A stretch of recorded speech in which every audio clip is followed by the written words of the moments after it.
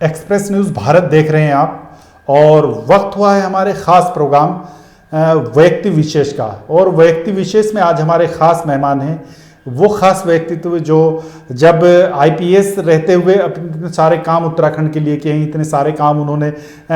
प्रदेश और देश की सेवा करते हुए किए हैं, और रिटायर्ड होने के बाद फिर उन्होंने एक बड़ी जिम्मेदारी निभाई है, बड़ी जिम्मेदारी संभाली है जो बहुत चुनौतीपूर्ण जिम्मेदारी है।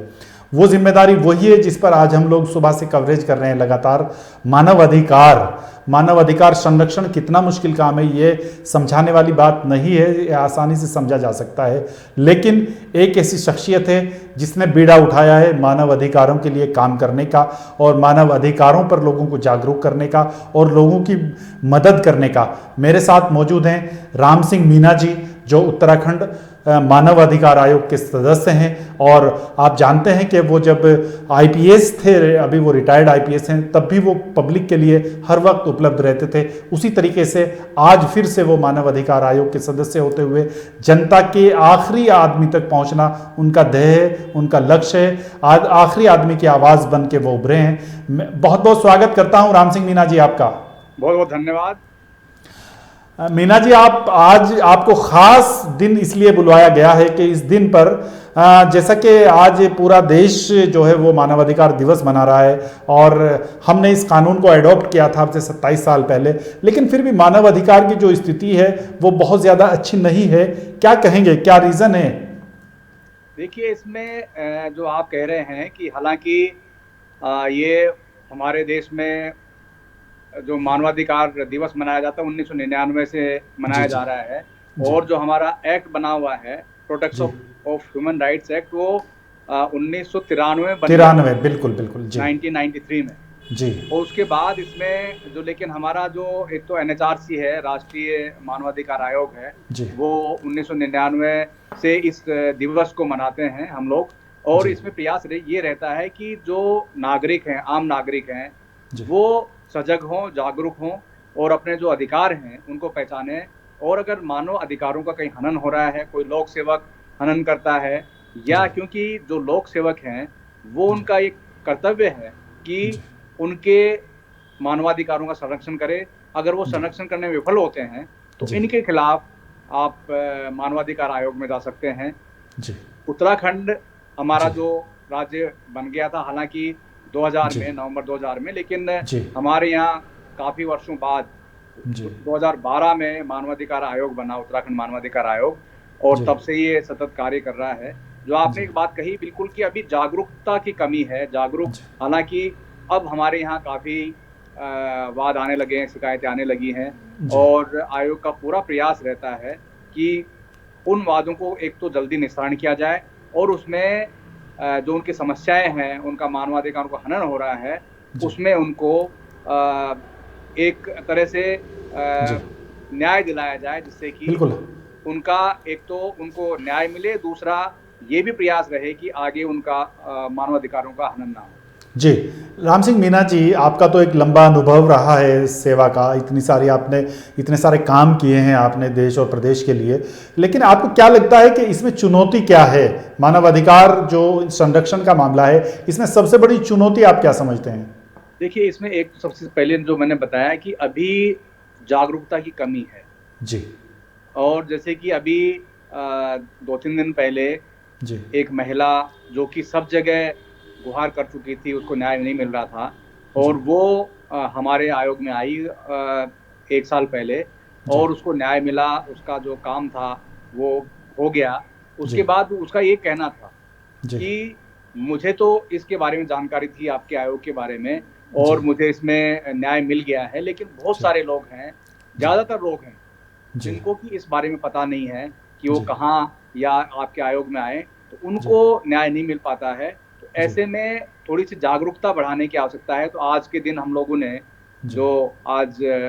मानवाधिकार दिवस मनाया गया, उसमें ये शपथ भी ली कि हम प्रयास करें कि पब्लिक है, जनता है, उसको जागरूक करें, और साथ ही आपस में जो हमारा स्टाफ है उन्होंने और सबने ये भी शपथ ली कि हम मानवाधिकारों का संरक्षण करेंगे, और कहीं भी अगर हनन होगा तो उनको न्याय दिलाएंगे। तो मैं समझता हूँ कि सबसे बड़ी इसमें बाधा है, अड़चन है, वो है अभी जागरूकता की कमी। बिल्कुल, आप ये इशारा कर रहे हैं। तो जैसे कि आपके माध्यम से मीडिया के माध्यम से, सोशल मीडिया के माध्यम से हमारा प्रयास रहता है कि इसमें अधिक से अधिक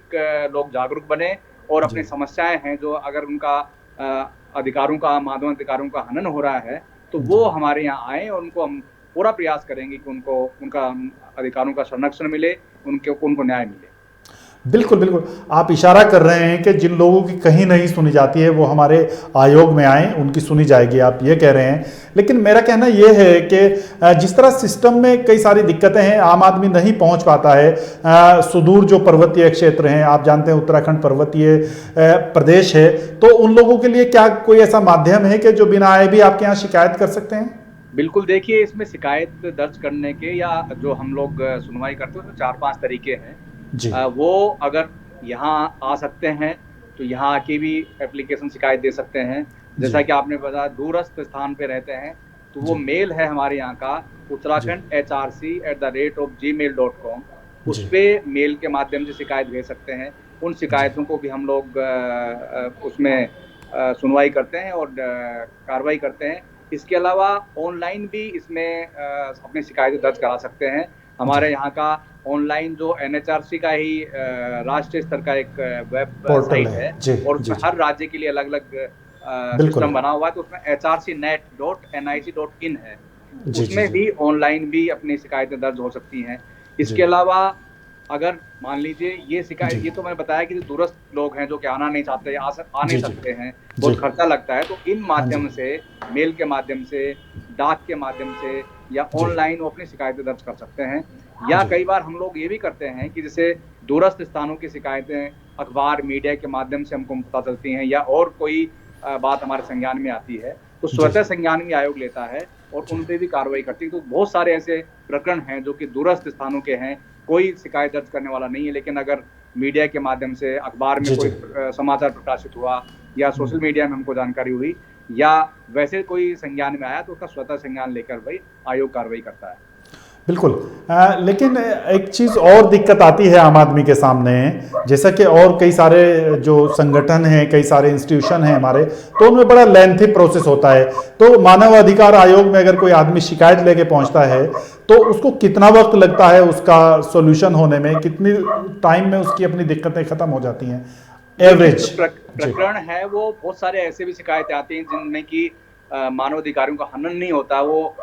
एक वैसी शिकायतें होती हैं कि कोई भी अधिकारी के पास जाएंगे, उनका निपटारा हो सकता है या वो थाने में जाएंगे, या क्योंकि सब जगह एक सिस्टम हमारे शासन में बना हुआ है, लेकिन कई बार ऐसी बात होती है कि उनको जानकारी नहीं होती या कई बार वो वहाँ जाने पे भी उनको जब न्याय नहीं मिलता है तब वो हमारे पास आते हैं, या पहले भी कई बार जिनको जानकारी नहीं होती वो सबसे पहले भी बाकी जगह भी देते हैं, हमारे यहाँ भी शिकायत दर्ज करते हैं। तो उन शिकायतों में से हम वो लोग शिकायतों को छांटते हैं जब हमारे सामने आती हैं कि इसमें मानव अधिकारों का हनन कहाँ हो रहा है, उन शिकायतों को हम इसमें टेकअप करते हैं। और हालांकि इसमें कोई एक टाइम फ्रेम नहीं है, वो उस प्रकरण की जो नेचर है उस पर डिपेंड करता है कितना समय लगेगा, लेकिन हमारे यहाँ प्रयास ये होता है कि बहुत जल्दी से जल्दी उसको न्याय मिले। और कई बार जब शिकायतकर्ता आता है और वो कहता है कि मुझे जल्दी की कोई तारीख दे दी जाए जिससे कि मुझे न्याय मिल सके, क्योंकि इसमें ज़्यादा डिले हो गया तो फिर न्याय मिलने से कोई फायदा नहीं होगा, तो हम उसमें बहुत जल्दी भी डेट लगाते हैं, तारीख लगाते हैं, सुनवाई करते हैं, और जिससे कि प्रयास हमारा ये रहता है कि बहुत जल्दी से जल्दी उस व्यक्ति को न्याय मिले और उसकी समस्या का समाधान हो सके। जी, तो आप ये कह रहे हैं कि ये केस टू केस डिपेंड करता है, लेकिन आयोग अपनी तरफ से त्वरित कार्यवाही करने का आश्वासन देता है और करता है। लेकिन राम सिंह मीना जी, आप जानते हैं कि इसमें बहुत सारी शिकायतें सिस्टम के खिलाफ आती हैं, विभागों के खिलाफ आती हैं और कर्मचारियों के खिलाफ भी आती हैं। तो उस तरह की जो शिकायतें हैं, लोगों का सोचना ये है कि उसमें लीपापोती ना हो जाए, लोगों में एक डर रहता है। तो मानव अधिकार आयोग के सदस्य होने के नाते आप क्या आश्वासन देते हैं? नहीं, बिल्कुल, देखिए जो भी अगर, क्योंकि ये मानवाधिकार आयोग इसी उसमें बना है कि कोई लोक सेवक अगर मानव अधिकारों का संरक्षण करे और अगर संरक्षण करने में विफल होता है तो उसके खिलाफ भी कार्रवाई हो सकती है। तो इसमें आयोग है, उससे पहले आख्या मंगवाते हैं, रिपोर्ट्स मंगवाते हैं, उनको अगर मान लीजिए फिर भी कोई सेटिस्फैक्ट्री जवाब नहीं आता है तो इन पर्सन उस अधिकारी को हम अपने सामने तलब कर सकते हैं, बुलाते हैं, जिरह करते हैं, पूछते हैं, और फिर भी मान लीजिए नहीं होता है तो हम उस अधिकारी या विभाग के खिलाफ शासन को रिकमेंड कर सकते हैं, एडवाइजरी दे सकते हैं, या हम लोग आयोग है वो उनके खिलाफ फाइन जो है, मुआवजा, उस व्यक्ति जिसका कि नुकसान हुआ है उसको मुआवजा दिला सकता है, ये अधिकार आयोग को है। और फिर भी नहीं मानता तो हम एडवाइजरी शासन को उनके खिलाफ कार्रवाई करने के लिए भी लिखते हैं। और लेकिन इस तरह की नौबत बहुत कम आती है। सारे विभाग हैं, अधिकारी हैं, वो कोऑपरेटिव होते हैं, उनका प्रयास रहता है कि न्याय दिया जाए, उनकी समस्या का समाधान किया जाए। तो कई तो ऐसे होते हैं कि वो करना चाहते हैं, कि विभाग के अधिकारी हैं, विभाग हैं, मदद करना चाहते हैं, लेकिन प्रोसीजर डिले होता है, बहुत ज़्यादा समय लगता है। तो हमारे यहाँ आने से वो जो डिले है वो कम हो जाता है, वो काम है वो एक्सपीडाइट हो जाता है, बहुत जल्दी जल्दी उनको न्याय मिलता है। तो ये भी एक मैं समझता हूँ कि एक आयोग की सफलता है, बड़ी कामयाबी है। वो समय लगने वाला था वो उसको न्याय बहुत जल्दी मिल जाता है, ये भी एक सफलता है आयोग की। बिल्कुल। राम सिंह मीणा जी, आप ये कह रहे हैं कि बहुत सारे ऐसे शिकायतें होती हैं कि वो उस विभाग में देरी से हो रही होती हैं, लेकिन हमारे यहाँ आने से वो त्वरित उन पे कार्रवाई हो जाती है बहुत सारे मामलों में। अच्छा, एक चीज़ और जानना चाहूँगा, आप तो इसको देख रहे हैं पिछले 1 वर्ष से, तो ज़्यादा शिकायतें कौन से विभाग के खिलाफ आती हैं जिसकी ज़्यादा शिकायतें आपको मिलती हैं? देखिए, इसमें क्योंकि आप जानते ही हैं कि पुलिस ऐसा विभाग है कि इसमें 2 पार्टियां होती हैं, और एक पार्टी, क्योंकि एनफोर्समेंट का काम है पुलिस का, मैं क्योंकि बहुत लंबे समय से पुलिस विभाग से जुड़ा हुआ हूं, हालांकि पुलिस विभाग ही ऐसा है कि जो 24 घंटे काम करता है, सबसे ज्यादा काम करता है, लेकिन फिर भी क्योंकि 2 पार्टियां होती हैं, तो एक पार्टी का नाखुश होना पुलिस से एनफोर्समेंट जब करेंगे तो उस नाखुश होना लाजमी होता है। तो वो पुलिस के खिलाफ भी काफी शिकायतें, लेकिन क्योंकि शुरुआती हमारी जो सर्विस थी उसमें हम लोगों ने 10-12 साल उत्तर प्रदेश में भी काम किया है, और दूसरे राज्यों के बारे में हमको जानकारी है। उन राज्यों के मुकाबले यहाँ पुलिस की शिकायतें बहुत कम आती हैं, बहुत कम, ना के बराबर हैं उनका, अगर उन राज्यों से हम इसका कंपेयर करें। लेकिन जैसा कि मैंने बताया कि पुलिस विभाग है जिसमें सबसे ज्यादा शिकायतें इसके बारे में आती हैं,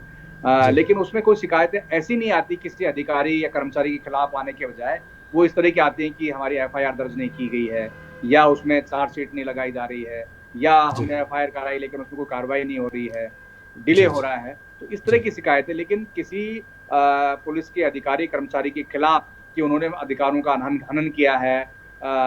उनके साथ मारपीट की है, उनकी ऐसी शिकायतें बहुत कम आती हैं। बिल्कुल बिल्कुल। एक छोटा सा मीडिया वर्कर होने के नाते मुझे भी अंदाज़ा है कि उत्तराखंड पुलिस जो है वो कंपैरेटिवली बहुत अच्छा काम करती है और स्टेट के मुकाबले, लेकिन फिर भी एक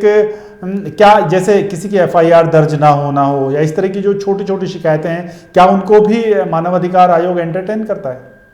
नहीं, देखिए, उसमें जो सिंपल जो क्योंकि एप्लीकेशन तो कोई भी आ सकता है, शिकायत कोई भी आ सकती है, तो उसमें अगर FIR दर्ज नहीं की या इस तरह का मामला है जिसमें कि क्योंकि वैसे भी लोग कई जगह एप्लीकेशन थाने में भी दिया, अधिकारी को भी दिया, पुलिस अधीक्षक के उसमें भी दिया, और एक प्रति हमारे यहाँ भेज दी, तो ऐसे में हम लोग संज्ञान, तो क्योंकि जितनी भी शिकायत दर्ज आएंगी तो उसका संज्ञान लेते हैं, लेकिन फिर उसमें कोई कार्रवाई आगे नहीं चलाते हैं। हम लोग उस एप्लीकेशन को, शिकायत को संबंधित अधिकारी को भेज देते हैं आवश्यक कार्रवाई के लिए, लेकिन उसमें हम वाद यहाँ पे योजित नहीं करते हैं और वो पत्रावली आगे नहीं चलाते, केवल आवश्यक कार्रवाई के लिए अधिकारी के स्तर पर उसको भेज देते हैं। तो इस तरह के मामले बहुत ज्यादा प्रकरण आते हैं, उनको हम संज्ञान लेते जरूर हैं, लेकिन उसमें कार्रवाई के बजाय संबंधित विभाग को या अधिकारी को कार्रवाई के लिए भेज देते हैं। बिल्कुल। हम प्रोग्राम के अंत की तरफ बढ़ रहे हैं। मेरा आखिरी सवाल आपसे यह है कि इस खास दिन पे आप एक जिम्मेदार अधिकारी होने के नाते देश और प्रदेशवासियों को क्या संदेश देंगे, क्योंकि 2020 का जो थीम है वो यही है कि मानवता के लिए फिर से उठ खड़े होना है, तो इस पर क्या संदेश आप देना चाहेंगे, और पीढ़ी जो आपके पास आना चाहते हैं उनके लिए क्या संदेश है आपके लिए? देखिए, मैं यही कहना चाहूँगा कि हमारे संविधान ने प्रत्येक नागरिक को मौलिक अधिकार दिए हैं, और समानता का अधिकार है, सब बराबर हैं, उसमें धर्म, जाति, लिंग के आधार पे कोई भेदभाव नहीं हो सकता। तो सभी को यहाँ रहने का, समानता के साथ रहने का अधिकार है। उनका पूरी तरह से संरक्षण करना शासन का काम है, विभागों का काम है, अधिकारियों का काम है, उनको न्याय दिलाना सबका काम है। और अगर वो न्याय नहीं मिलता है और अधिकारों का हनन होता है, तो मेरी पूरी जो यहाँ के लोग हैं, जनता है, उसकी ये अपील है कि वो जागरूक हों, अपने अधिकारों के प्रति सजग बने, और अगर वो अपने अधिकारों के लिए लड़ें, जहाँ भी संभव हो अपने अधिकारों के लिए वहाँ जाएं। अगर वहाँ भी कहीं भी उनको न्याय नहीं मिलता है, उनको लगता है कि उनके अधिकारों का हनन हो रहा है, मानव अधिकारों का हनन हो रहा है, तो बिल्कुल आयोग में आएँ, बेहिचक आएँ, और इसमें अपने अधिकारों के प्रति जी, सजग हों, सचेत हों, और जिससे कि उनके अधिकारों का संरक्षण हो, मानव अधिकारों का संरक्षण हो सके, और अगर नहीं होता है तो उसके खिलाफ उनको शिकायत करनी चाहिए। बिल्कुल। तो राम सिंह मीणा जी का कहना यही है कि अपने अधिकारों के प्रति आपको खुद सजग होगा, विभाग आपके साथ है, आयोग आपके साथ है, आप आइए, आपकी शिकायतों पर बिल्कुल कार्रवाई की जा सकती है। आप आ सकते हैं तो आइए, और अगर आप नहीं आ सकते हैं तो आप ऑनलाइन भी शिकायत दर्ज करा सकते हैं। और हर व्यक्ति की, चाहे वो दूर बैठा हो या वो पास हो, चाहे वो डायरेक्ट ऑफिस में आके अपनी कंप्लेंट दे या वो ऑनलाइन कंप्लेंट करे, बहुत सारे माध्यम है कंप्लेंट करने के, और वो आश्वासन दे रहे हैं, आश्वस्त कर रहे हैं कि आपकी हर शिकायत के लिए आयोग आपके साथ खड़ा है। जो भी मदद हो सकती है, आयोग के दरवाजे 24 घंटे खुले हुए हैं। प्रदेश के हर नागरिक को अधिकार है कि वो अगर उसके मानव अधिकारों का कहीं भी उल्लंघन होता है तो वो आयोग में दस्तक दे सकता है। राम सिंह मीणा जी एक उत्कृष्ट IPS अधिकारी रहे हैं। उनका ट्रैक रिकॉर्ड बताता है कि वो आम आदमी की आवाज़ बनकर हमेशा से उभरे हैं और हमेशा उभरे रहेंगे। राम सिंह मीणा जी, आपने इस खास दिन हमें वक्त दिया, बहुत बहुत धन्यवाद आपका एक्सप्रेस न्यूज़ भारत से जुड़ने के लिए। फिर ज़रूर किसी वक्त आपसे मुलाकात होगी। बहुत शुक्रिया। बहुत बहुत बहुत बहुत धन्यवाद है।